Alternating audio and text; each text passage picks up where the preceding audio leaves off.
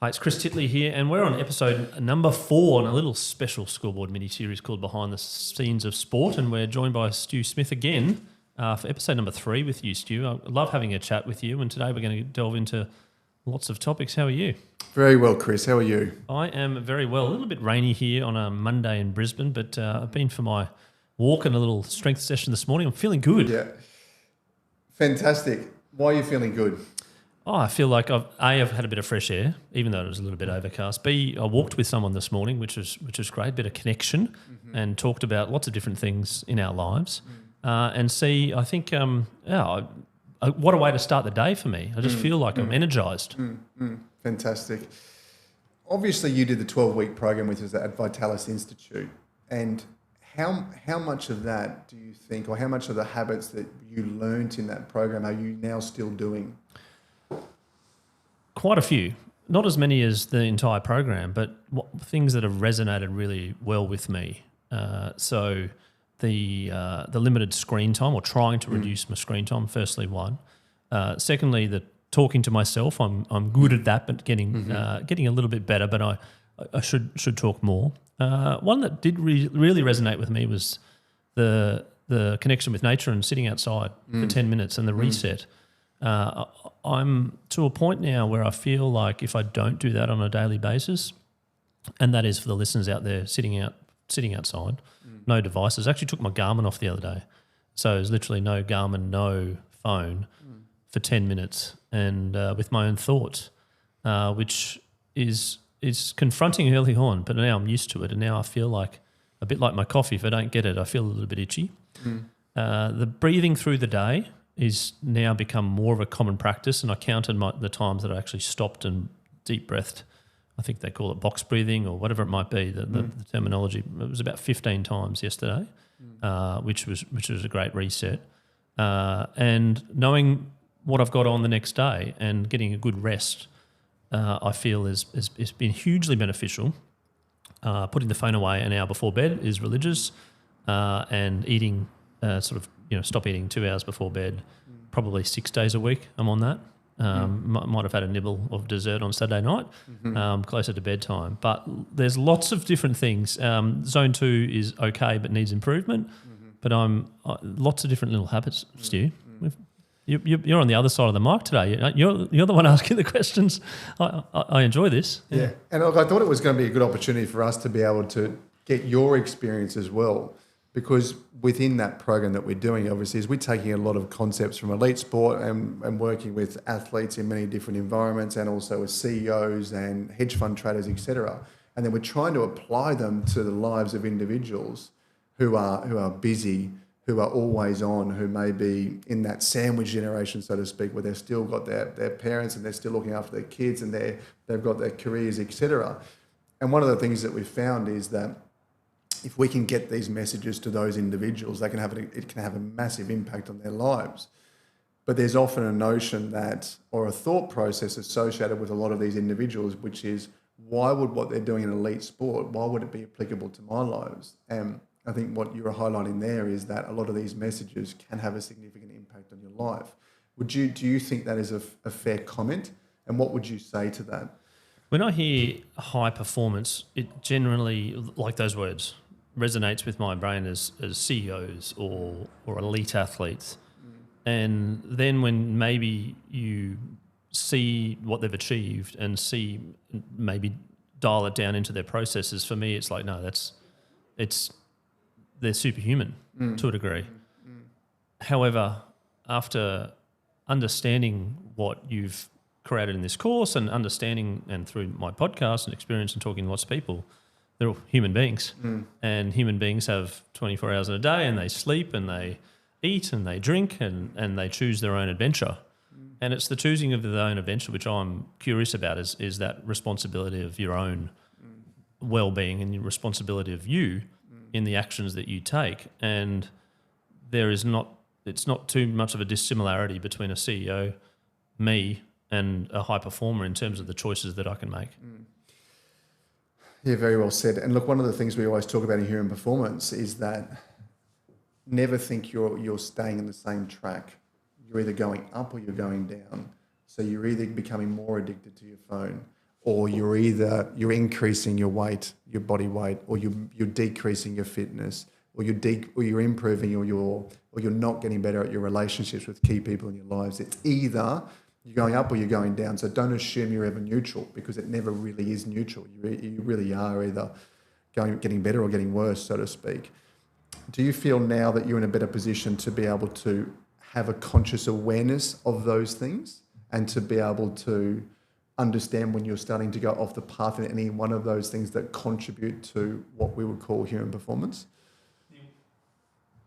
Awareness is the key word there, and awareness of your behaviour, your habits, your understanding and knowledge of understanding of what, like for instance, food, eating various things. I might know, is this healthy, is it not healthy? It's a bit like when you go to buy something and you don't even, like you're going, this could be $18 or it could be $400, but I don't really know. Or maybe the pharmacy, maybe various drugs, etc. And you don't really know what you don't know. So having a little bit of awareness and toolkit around some evidence-based good practice daily habits for me has been a bit of a game changer in the understanding of what to put in your mouth when it comes to food, when it comes to drink, rest, sleep, time in the day, and the subconscious habits that you've had for your entire life that have compounded. And I talk about the word compounding. If you want to lose weight, you're not going to lose 10 kilograms tomorrow. It's a compound effort, and I always relay that back to when people say, I want to do this, or I want to run a marathon, or I want to do this for this particular reason, like what, why and how, and the compounding effect. And for me, having the awareness of as an example, picking up my phone or screen time per se, or the like looking at yourself from afar and holistically in your behaviours, you can then understand where you can make improvement, and that improvement takes time, and there's various different domains on that as we can discuss. But it's taking that helicopter approach above, going, okay, when I'm in the kitchen and it is dinner time and I've come home from a reasonably intense day, and there's sort of maybe there's tiredness in the room, and I'm potentially sitting in the kitchen scrolling on my phone. And that's the time of day when potentially the kids could be wanting my attention or whatnot. But I wouldn't know that unless I actually looked at myself. Absolutely.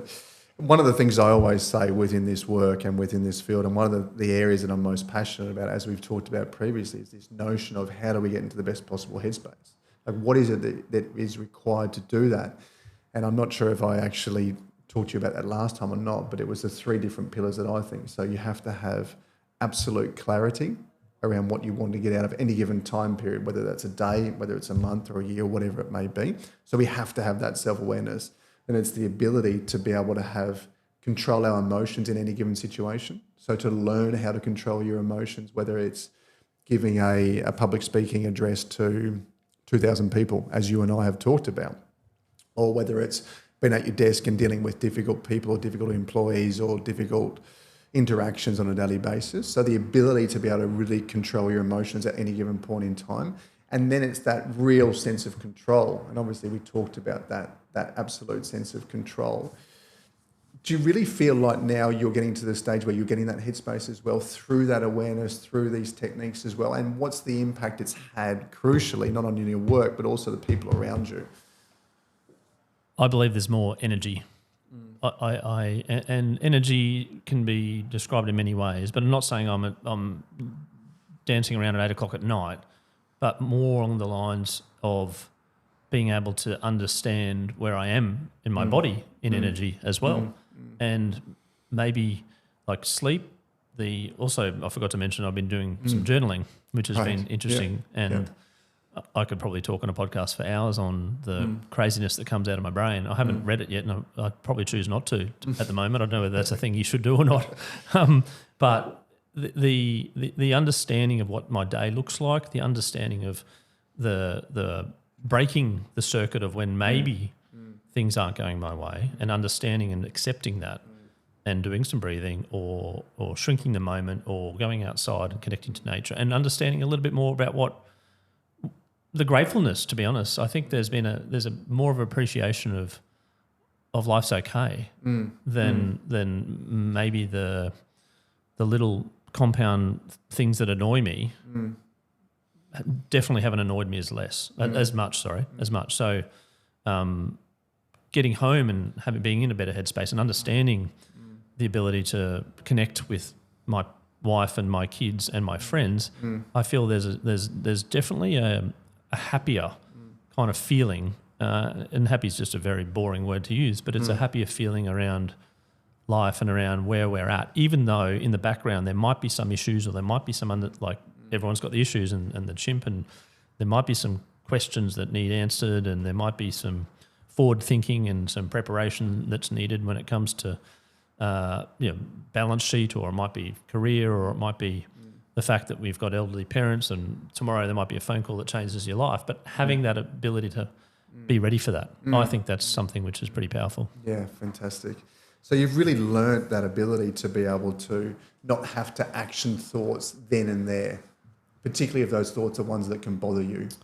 Yes, that's right. And to have a toolkit, I suppose, to understand that that's a normal process of managing that and not letting that.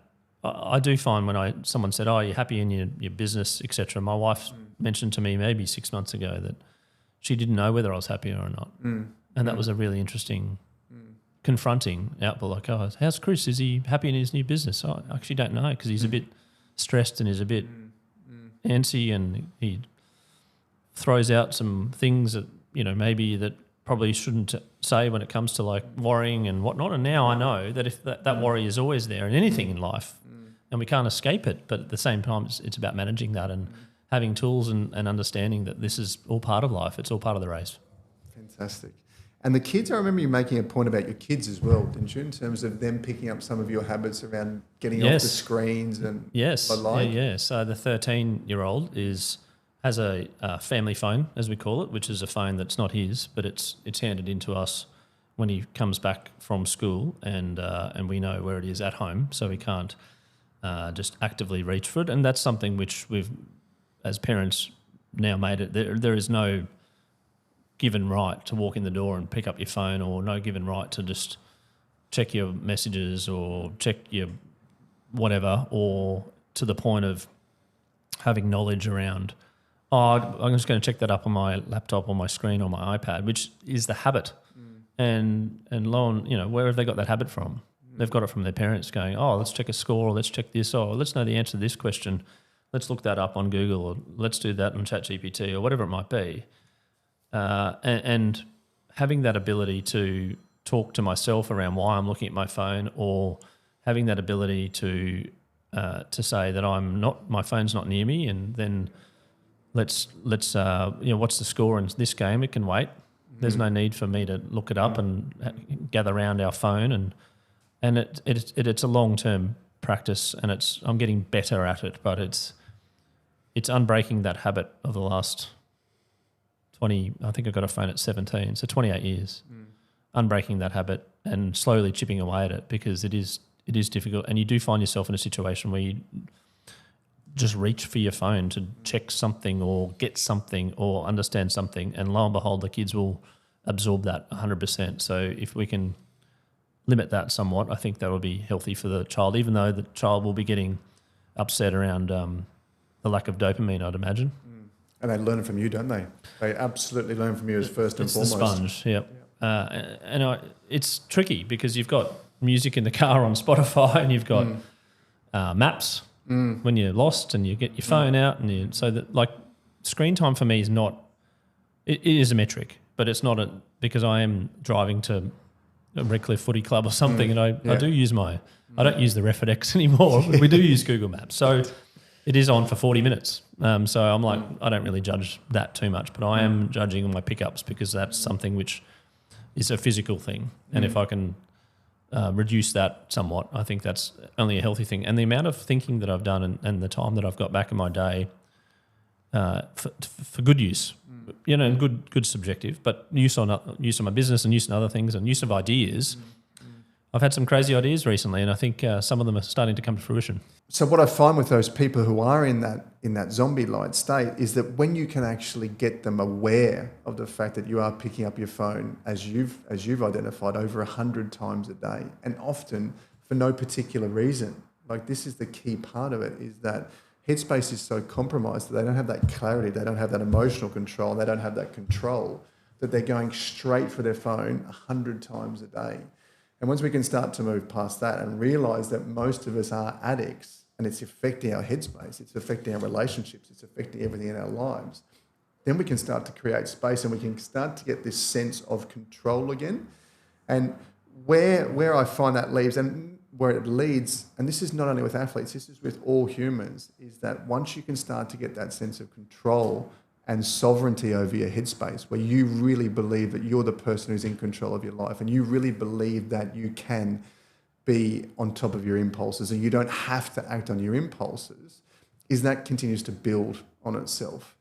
And as you've seen with our program, we focus on the 5 different areas very holistically. So we focus on the mental clarity, we focus on physical capacity, relationships, the agency and the recovery.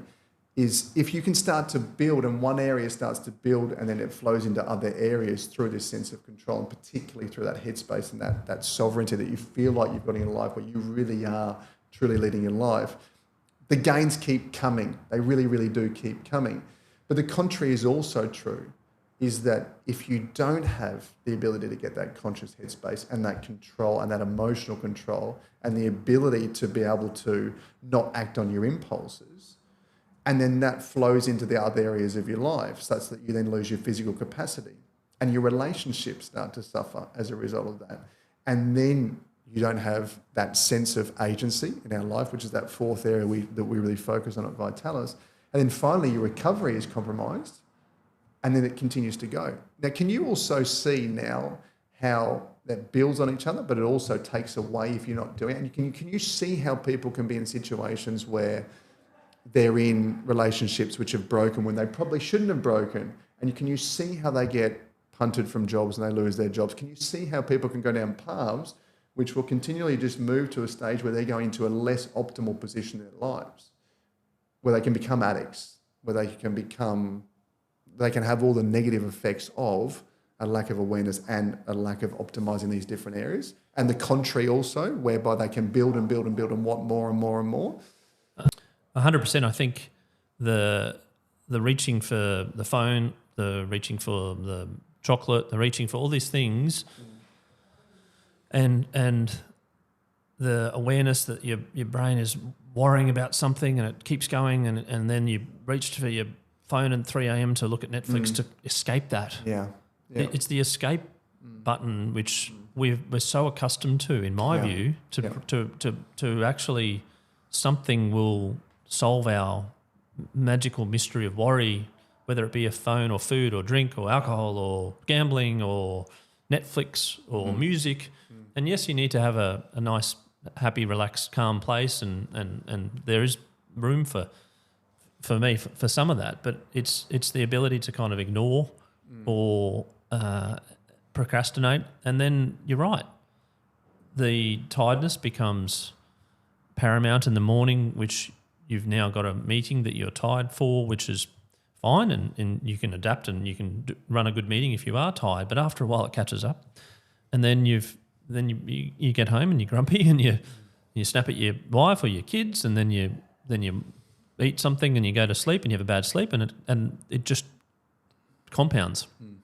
And then the other way is that generally now I'm pretty regimented in terms of my phone away at 8:45 and generally finished dinner by 7:45, with exceptions, and I'm not beating myself up if it's 8 o'clock or it's 8:15, but broadly speaking, that sleep is really important, recovery is really important, talking to myself is really important, and knowing what I've got the next day, which is back to preparation. It's a word which I've been obsessed with recently, is preparation, about if I have a meeting the next day, then I'm prepared for it, then I understand. Now, you also got to be prepared for change. So meetings get cancelled or things get shifted or the kids get sick, so you've got to have that acceptance piece as well. But for me, understanding that the habits that I choose impact me and my behaviour and my connection with people, I'm finding my language is changing a little bit subtly. Oh, I have to do this. It is changing too. I get to do this. I get to do a podcast with you. It's not that I'd ever say I have to do a podcast with Stu Smith and it's an eye roll. But there are some tasks where you feel like you're going, oh, I have to do this thing or whatever, right?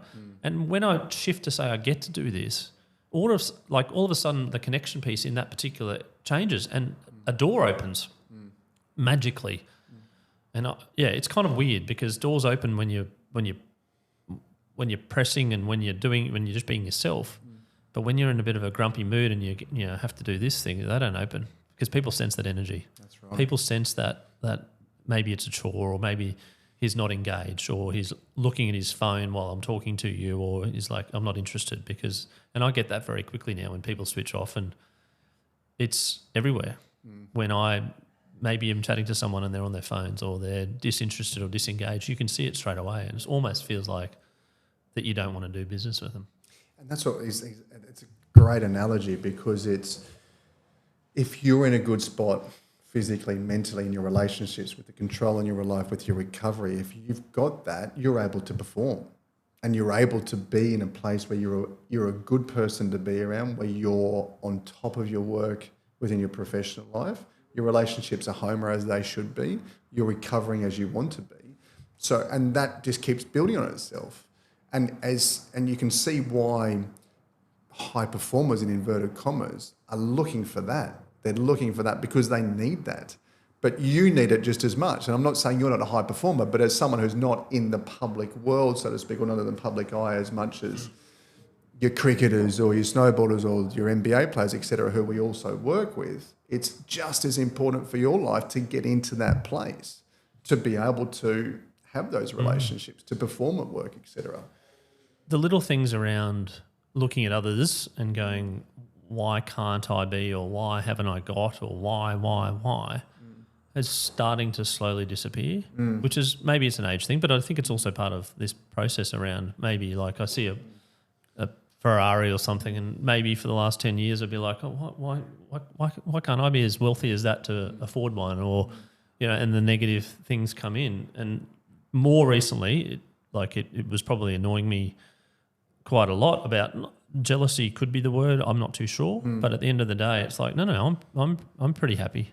Great. And that's the big material shift around of looking at big houses on Hamilton Hill and stuff. And you're like, what? I wonder what more the curiosity. I wonder what they've done in their lives, and maybe I could, as opposed to like, oh, they've had a big win in the stock market or Bitcoin. I should have done Bitcoin. I should have done that. Shoulda.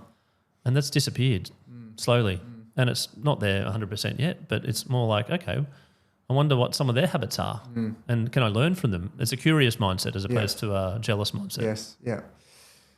And again, if we compare sports people as well, getting them into the best possible headspace, we know that as soon as they start to compare themselves to others, their headspace, their foundation for headspace and to be in the moment and to perform and to have no barriers between where they currently are and where they want to get to in whatever sport that is broken because you're already starting to lean into the ego way too much. And you're starting to lean into that place where you're constantly looking for the next thing, you're constantly comparing yourself.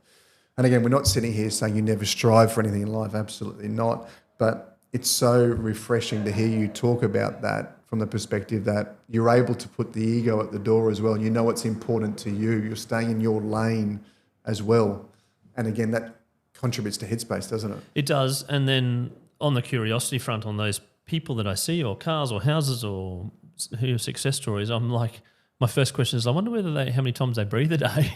I wonder if they do box breathing. Do they talk to themselves? I wonder if they switch off. And some of the people that I see around, I looked at their pickups, they asked the pickups, and they're like, oh, it's 250, but that's okay. And I'm like, and there's no judgment, but that's just that they're busy people and they do different things and whatnot. But yeah, I'm more curious around, what I'm doing in my life, whether I am matching that high performance gap as well.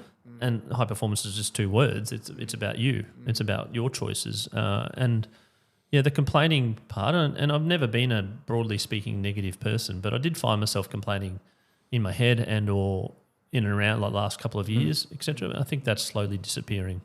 And I find my language has definitely changed. Like I get I get to live today. I get to come to work today and have a chat to you, and learn from you. That's a big tick in the box. Yeah, and people the athletes that I talk to, they get to play for Australia. They get to play for their state. They get to play for their club in an opportunity. It's a chance for them, and it's a grateful. They should be grateful for it, and most of them are. And then it's the next step of like, I get to play for Australia in cricket. That's amazing. Now it's time to perform. Excellent. And for those of you for the listeners out there, Chris just mentioned that concept of complaining, this need, or this always complaining, this internal voice that's always negative. And we talk a lot within our programs about this concept around the victim mindset and how we have to move past the victim mindset at all costs.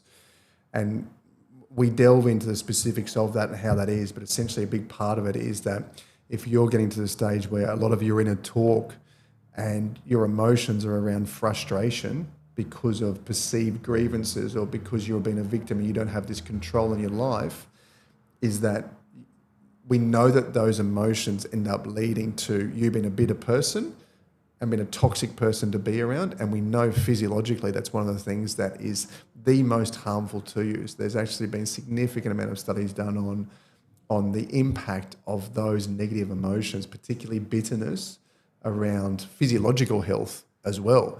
And with the individuals that I work with, I'm very, very strong on this in terms of we have to move past this victim mindset at all costs, and we have to get to a place where we're the complete opposite, which is hyper-responsibility, accepting responsibility for everything in our lives and moving away from those negative emotions at all costs. And I'm not sitting here saying that I don't believe financial security is important. I absolutely do. And, we live in a society where we're all seeking that.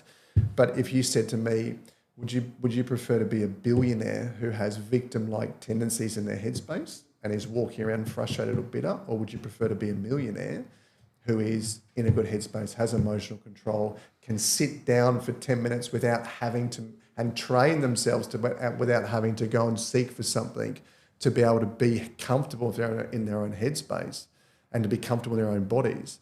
Every single day of the week, I'm taking the ladder. Absolutely every day of the week. And it's interesting to hear your reflections on how that victim mindset can have such a profound impact on you as an individual as well, like professionally and personally. One step further on that in regards to competitiveness, it's an interesting word. Like, people are competitive, but I feel like you should be competitive with yourself and push yourself, not competitive and pushing others down and being like, I feel like it's an interesting, because if you wanted to be a billionaire, you probably do. You're wholly committed to whatever you want to do. Maybe you move countries, and maybe you do this and whatever it might be. And there's obsession there, maybe to a degree. But I feel like people can do it. Yeah, rich is defined in different ways for people. But I'm finding there's a bit more of a richness in my life than financially, unfortunately. But that's okay. As you mentioned, what was it Daniel John said? Money isn't everything, but like to see you live without it. When he was 14, that lyric is a famous lyric. But that comes down to preparation again. I think in terms of preparing for.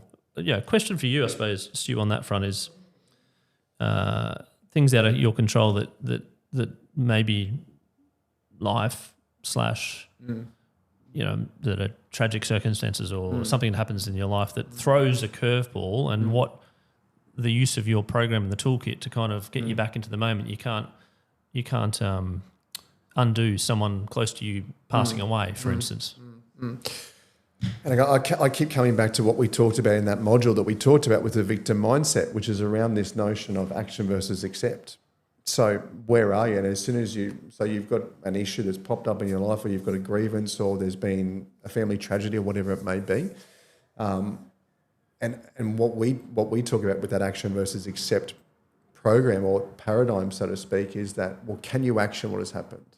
And if you can action it, action it.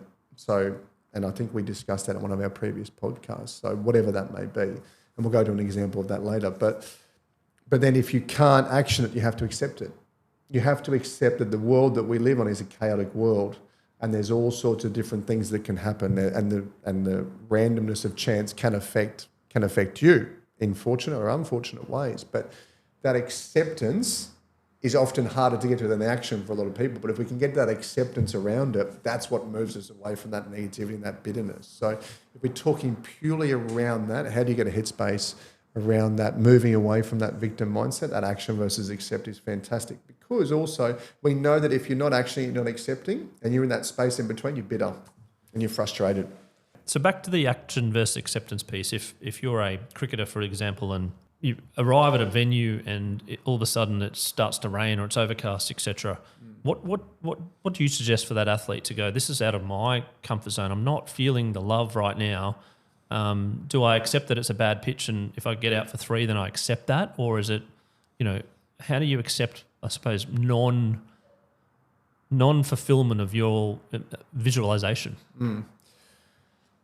I think the first thing in that instance is that the cricketers and all the individuals, anyone within that professional world, there has to be a pure acceptance that I can get out for a duck today, or as a rugby player, I might not. Or as if I'm a fly half, I might drop 3 or 4 balls. There's that absolute acceptance that everything's not going to be perfect today. But that acceptance allows them to then say, okay, now I'm free to play with that. If I accept that, now I'm free to play past the fear of those consequences. So I think I would actually take it back a step for the sporting individuals and say, if you're talking about action versus accept, and I think we made a reference to this last time, is that if you're in a place where you feel like you should be playing but you're aggrieved because the coach isn't picking you, what's the action? Talk to the coach. Go and have a conversation with the coach. Don't be moaning about it until you've actually got the real clear reason why. And then the next action point is, if the coach doesn't play you for the next 3 to 4 games, you keep going back. But down the line at some point you say, well, I might have to explore my options elsewhere to be able to try and go somewhere else. But in the meantime, I have to accept it. The acceptance is absolutely key to my headspace, key to me being able to be in a place where I can enjoy my life, where I'm not constantly focusing on this one negative, and that my headspace is good, and therefore I'm able to be a better person to be around as well. The previous events or things that happen in your life, I find it a little difficult for people to go back there and talk about that quite a bit. How hard is it, from your point of view, to have something which potentially didn't go your way, potentially you visualised something, whether it be a marriage or your finances or something, or an action that you did, and we're seeing that at the moment with a particular AFL club where you want to turn back the clock and not do what you did. How do you go with that in terms of acceptance versus action then? I look at it through the lens of actually resilience then. So actually being in a situation where you say, well, I'm still here. It didn't break me. I've still got another chance. So I'm going to take it with both hands. And how good's that? So I've worked with a couple of snowboarders, and we always talk about there's always a risk of injuries in snowboarding. And a couple of these snowboarders have previously had some pretty significant injuries. But when they get back on snow and they eventually do their rehab, which is often lengthy, and they finally get back on snow and get back to doing the jumps, et cetera, it's as opposed to what happened in the past is it could happen again. It's what happened in the past happened and it was tough, but I got through it. I know the blueprint to how to get through it, and now I've got the resilience to do so. And now I can actually really go after it as well. People holding on, and myself holding on to maybe past events, or not really events, but more like, oh, well, I was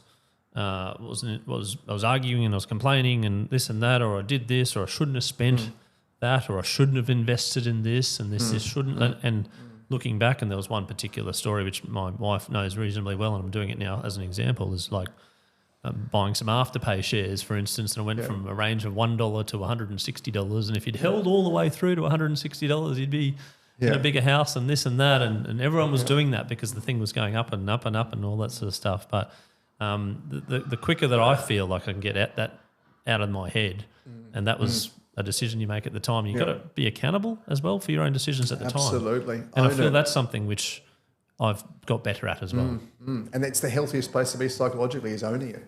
Is absolutely. And again, we talk about the chimp. And we talk about that notion of the chimp. I'd be fascinated to see if you can talk about or talk to that notion of what the chimp is and the importance. We've made a couple of references to it today in this session, but the importance of talking out loud to yourself. I'd love for you to give the listeners an idea about, or just elaborate on that a little bit. Yeah, and the chimp is referring to the broadly negative, but also the thoughts in your brain about the what ifs and the scenario rabbit hole of compound. Like if I don't do this today, then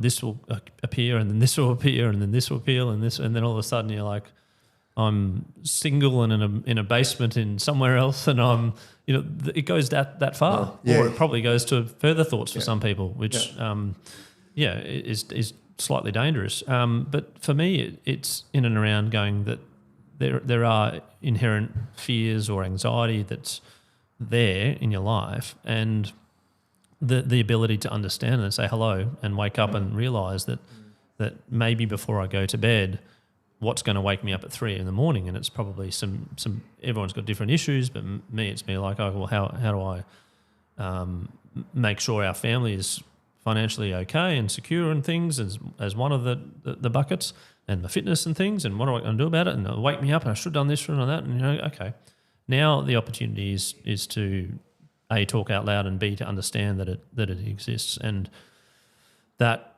the notion of it's probably never going to be it's never going to disappear, firstly, and there's never going to be a time in your life where maybe there is some thing in your brain which is wired to say, Chris, you should have done better, or you should have done this, or you should have done that, or you this, or you what about this, and you're going to fail this speech, or you're going to get the nerves, and public speaking, you're going to stand up and everyone's going to laugh at you, and they're going to point at you, and they're going to tell you your shit and all this sort of stuff. You're never going to get another gig, and you're never going to then work in this space, and you're going to enjoy it, you're going to hate it. All these things goes down and down and down. But the ability to draw that back and go, hello, that fear is real, and I understand that, but we got this. And to be firm, in my view, to be firm and to say, yep, I understand that there's all these worries, and I understand this, but what can I control now? What can I do now to get back on that clear thinking, that intention in terms of where the focus, the railroads, get back on the railroads, and to do some tools and to have some tools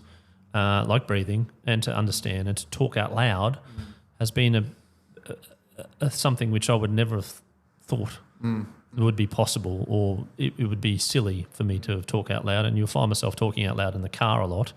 And it needs to convert probably into more of a public arena in my family and whatnot, but I do find myself going, yep, I understand that there's these worries, but what can I do about it today? What can I action now that if I am feeling unfit, what can I do? Oh, maybe I could go for a walk. Oh, well, I've got these meetings and no. Book a meeting as if it was a meeting and go for a walk. Or wear my shoes to work. And I've been back in the city a couple of days, and it's a bit difficult to go in your work gear to go for a walk, but to go outside, decompress, do some breathing. Work out that 10 minutes that I talked about has just been a game changer in terms of the brain is going, oh, where's that plane going? I'll listen to the birds. I listened to some birds this morning. I've never listened to birds in my life this morning in my house, and I realised how loud they were. Yeah. But that's okay. I actually realised that. There was paying attention to different things, and it does bring you back to the now, as opposed to maybe the worrisome of various things in your life. Again, this is, and you see why. Okay, so you've got the high performers who need this. You've got the cricketers who are walking out the bat who need to be able to have that internal dialogue and talk to themselves. You've got the snowboarders before they start a run to be able to do that as well. Not always can you actually talk out loud to yourself, obviously, but the more you can do it, the more effective it is. And we won't go into the science behind that now. But for individuals like you to be able to, and me, going about our daily business, to be conscious and to be able to talk to ourselves and to be able to guide that chimp, so to speak. And we won't go into the specifics of the chimp because it would take up too much time, but to have that ability to be able to lead yourself through a conscious chat is what I've found is an absolute game changer. And, for a lot of the listeners today, there will be a lot of people who will potentially be struggling with what we would call pseudo-addiction to different things, to your phones, to booze, to drugs, to porn, to whatever it may be. And the list goes on and on and on, is that if you can start to get into that stage where you can get control and you can get into a healthier relationship with your chimp, and again, we won't go into the real specifics of what that is, talking out loud to yourself and having that self-talk, which is conscious, and leading yourself is an absolute fundamental. It's an absolute fundamental. And it's not just reserved for the high performers. It's as applicable as it is to them as it is to us, so that we can move past these addictive behaviours or these pseudo-addictive behaviours, and we can get to a stage in our lives where we're not walking through and we're not floating through this journey as zombies and never being present and slowly going down a less optimal path with every passing day and every passing time period. Part of the reason why we're passionate about this, being able to get those messages out to individuals who probably don't even know that they're struggling. I like 150 pickups a day is an addiction, broadly speaking, for me. And you can define addiction however you want. For me, that's an addiction of picking up my phone. And I didn't know it until I was confronting either statistics. Now, I flick that around and say if I was eating piece of chocolate 150 times a day or I was gambling 150 times a day, would you sense that's an addiction? And the answer is yes. Why is the phone different? Yeah. And yes, you might need to pay for things, and society's set up that you kind of almost need your phone for various things. But I even found myself the other day of just taking a bank card to pay. Yeah. For a Slurpee for my kids or something. Like it's like walk in, here you go guys. Like this is what it used to be. They don't need this. Yes. And there's little changes like that, but you're right. The addiction thing is you're not really aware, but you're aware when you watch other people. Like I say this a lot, when you drive past a bus stop with the kids and their phones, right? And you go, oh my goodness, look at that generation. Then you drive past the adults and they're doing the same thing. Absolutely. It's our fault. It's 100% our fault. And I own it, saying it's my fault. But that's okay. Yeah. Let's change. Let's move. Acceptance. Now let's action. 100%. And look, this is part of the reason why we started Vitalis, and we're so passionate about it, because we want these messages to go from just accessible to elite performers to accessible to anyone who wants that information and is committed to actually wanting to get into better space personally and professionally. But one of my real visions is to be able to see a movement like this be able to gain attraction and gain a foothold in the same way that the wellness culture, which the younger generations have adopted, has taken place. So, and you and I we were briefly discussing this previously, was that you see the change in attitudes towards exercise and wellness from 25 years ago to now. Like, people are going to run clubs to meet people. People are constantly out exercising and they're focusing on their sleep and their nutrition, etc. And look, the reasons for that can be debated, but the fact that they're actually doing it is such an overwhelmingly positive thing for society and for them. But I see those same individuals who are exercising and who are on top of the game with that having addictive behaviours. And I would love to see a movement, and I'd love to see something take hold whereby that same change happens with our relationship with technology and our overall holistic health, not just, and is then reflected in our performance. Hence the reason why we were so passionate in starting Vitalis. But I see it as there is such a potential to be able to push back against these things that are creeping into our lives without having an impact on us at so many different levels, like we say, in addictive behaviours. And the pitfalls are everywhere. And a lot of society, a lot of the organisations are actually set up to want us to be addicted to these things as much as possible, because that's where they make their money. But yeah, just as a general comment, that's where I would love the shift to be like, no, like I go to a coffee shop and I don't see 7 adults order a coffee and go straight to their phone and just scroll mindlessly without taking anything around them. There's no conscious awareness. There's no headspace. There's no idea about what they're doing that day. They're just looking for a distraction, and they're becoming more and more anxious as they continue to go down that path. And it's leading to a path of anxiety and a lack of control, and it's not a good place for anyone to be. And on that connection piece with relationships as well, it could be very hard for someone to, I suppose, have a conversation with someone in and normal's the wrong word, but more like in a way where you do connect and you do learn from other people. Like you maybe your learning is you're getting. So on that note, like I love news and I love kind of being up to speed with things, and it's kind of something which has evolved in my life, and taking a little bit of that away has also been a breath of fresh air. Yes, it's half time at a rugby league game and I'm in a tipping competition and I'm out there kicking football, soccer with my son or something, and then, you know, it'd be like, what's the score at half time? Like, I don't need to know that. Right. Yeah. Like, I'd just rather play soccer with my son. Yeah.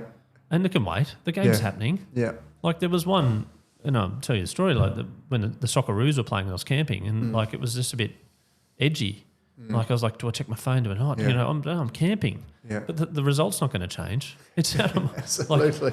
and you're so anxious. I'm anxious. Yeah. Because I've probably grown up with this love of sport and things like the now. And it's not just the sports scores. It might be like, oh, what's happening in the news today? And then you'd read news.com.au, bless them or whatever. I'm not saying good or bad, but I'm just like, you're going, oh, Trump said this or something. You know, like, why does my brain need that? Like, it doesn't need it. But do you feel like you're more equipped with that? Obviously, we talked about the dopamine threshold in our, in the Vitalis program. Do you feel like you've got a better awareness of that threshold? And so just as very briefly for listeners, this notion of a dopamine threshold is that to get a dopamine hit, which is a neurotransmitter in your brain, and your brain loves this dopamine, is that if you go to sources of new information or you get new different things through your technology that doesn't involve any effort, so to speak, your dopamine threshold goes up. So the point at which you then produce dopamine will go up. You then have the ability to lower that dopamine through more natural-based strategies that also involve connection with people, exercise, doing things that are typically characterized by delayed gratification, some form of suffering, et cetera, et cetera. Do you feel like you've now got a better idea of that dopamine threshold and how you can reset the balance by actually saying, well, hey, instead of me looking at news.com.au as the example you used, 5 times an hour, if I do it one time in the morning and one time in the afternoon, that's going to be a much healthier place, and I'm not going to miss anything.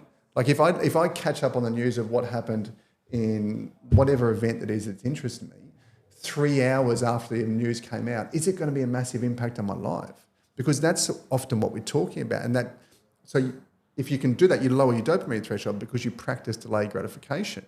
You get to a place where you're in control. Again, we talk about this notion of control.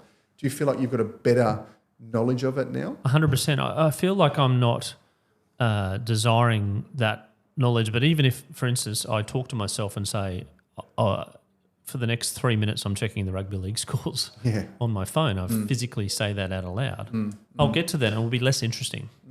Yes. It'll be less interesting. My phone's on grey mode and a few different things, which I've already got a few people on board with that. But it is less interesting. And it's sort of like, oh, okay, yeah, that happened. And I'm not, did you see the tackle? Did you see this? And then what I found myself in the past would be like checking the highlights or something, and they'll be, and they'll be like, hey, kids, check out this big hit, whatever. And they're around, and that's part of the problem. Yeah. Is they're staring at my phone going, oh, show us again. Absolutely. Show us again. Yeah. And yes, it's lovely to see a great try and whatnot, but it doesn't have to be now. It doesn't have to be on the phone. It can be with my kids in an environment for 5 minutes when we need to watch TV or whatever it might be. And that's another thing I'm interested in about the screen, the TV, the Netflix. It's designed to, like, I was just thinking about this the other day about kids and TV.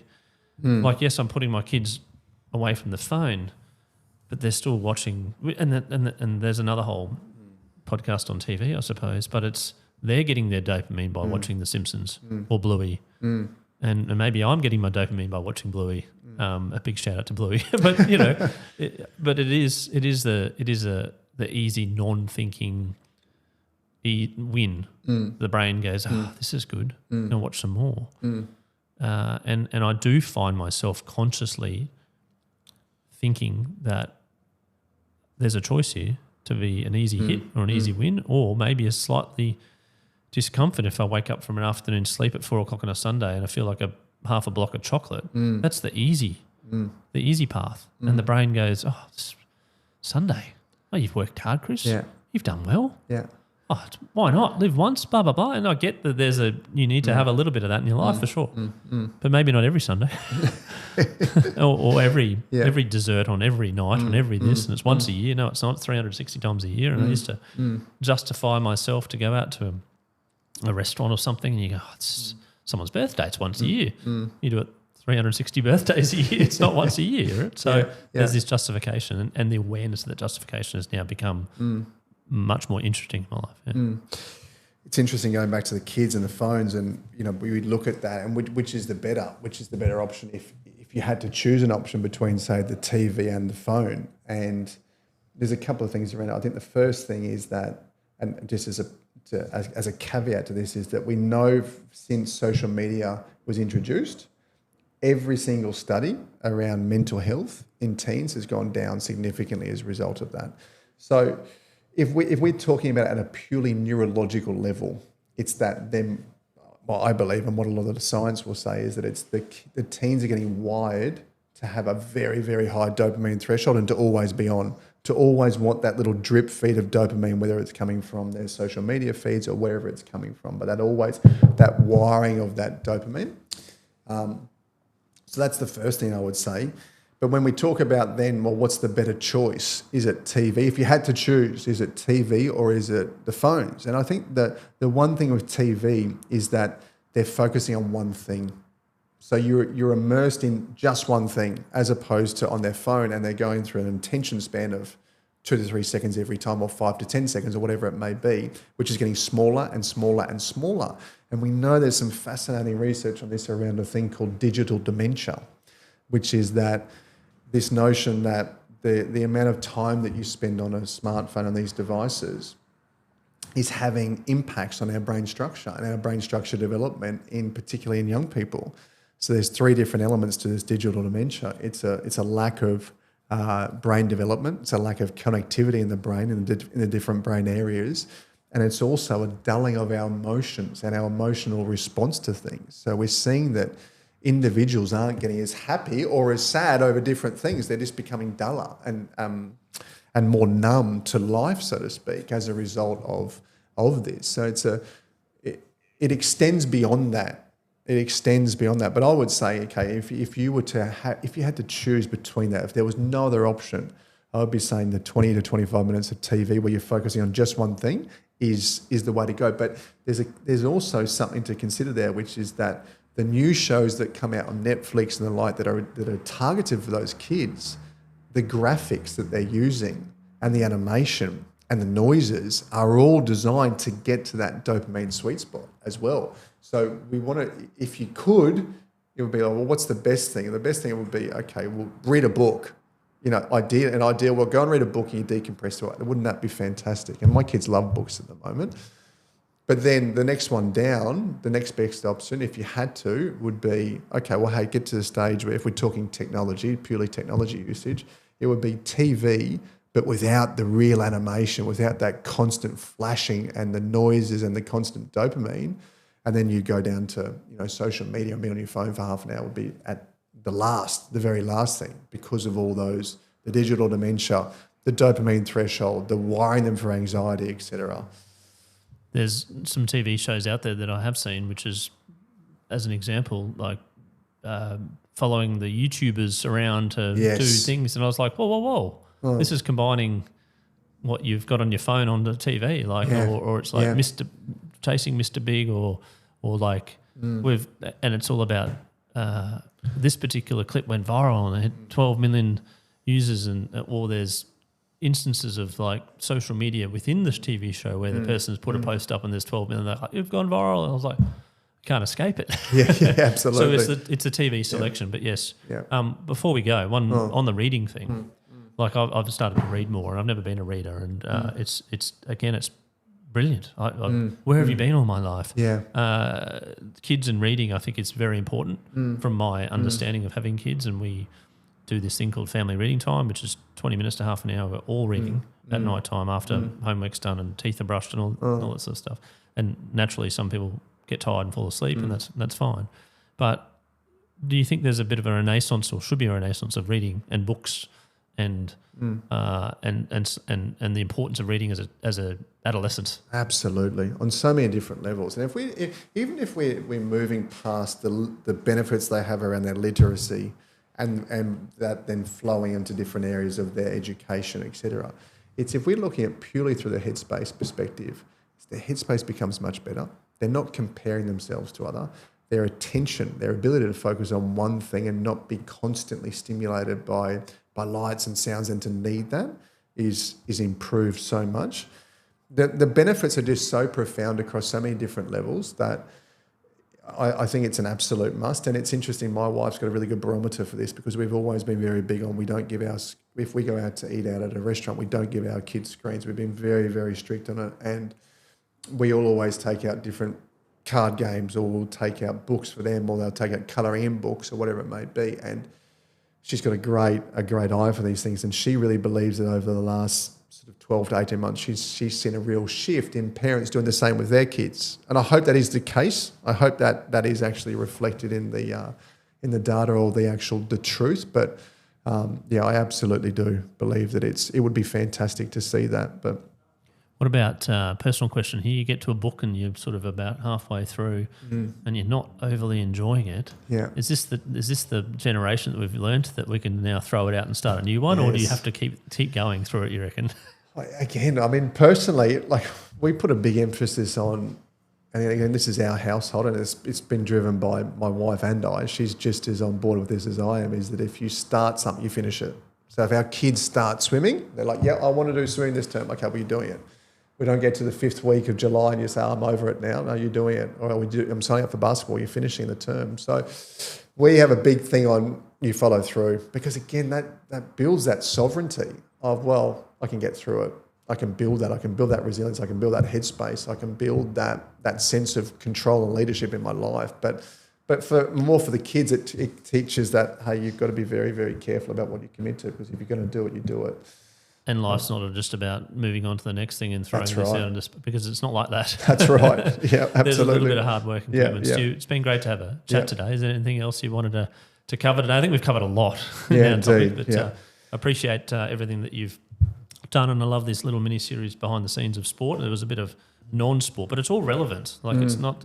There's nothing that we've talked about today that you probably wouldn't be talking to your elite athletes that you talk to, and that are performing on the biggest stage, and the global stage, and lots of cameras and lots of lights. But there's not a huge amount of difference from how you can control your own behaviour.